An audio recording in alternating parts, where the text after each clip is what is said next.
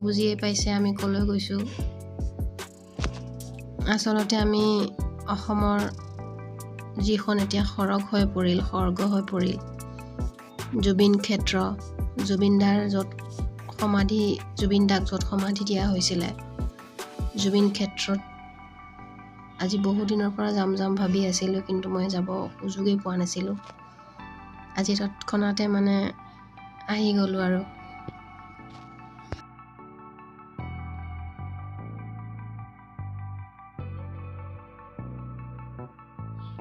এয়া দেখিছেনে কিমান দীঘলীয়া লাইন, গাড়ীবিলাক ইমান আগৰ পৰাই থৈ দিছে। ভাবিব নোৱাৰা এটা দৃশ্য চকুৰ আগত দেখিছোঁ। ভাবিব নোৱাৰা অগণন গুণমুগ্ধ, ইমান ভিৰ। আজিলৈকে মানুহ কমা নাই ইয়াত।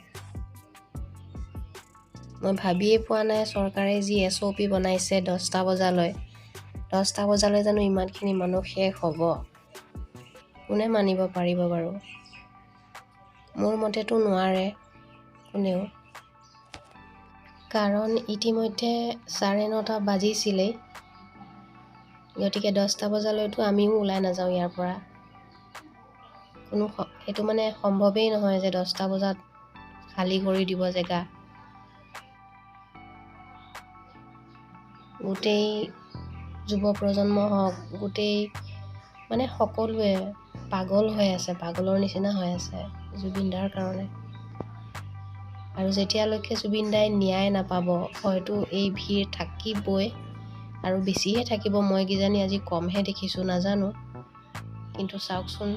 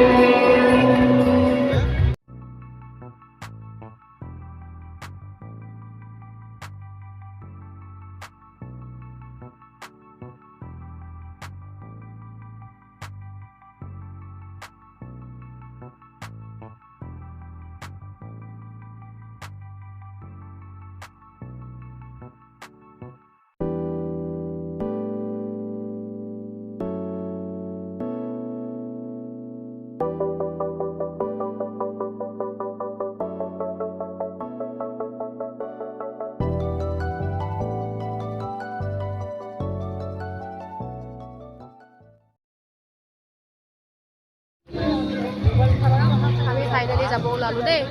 10:30 বাজিছে এতিয়া। থাকিব মন গ'লেও মানে উপায় নাই, যাব লাগিব। এইটো পৰিৱেশ এৰি যাব মন নাযায় দেই কাৰো।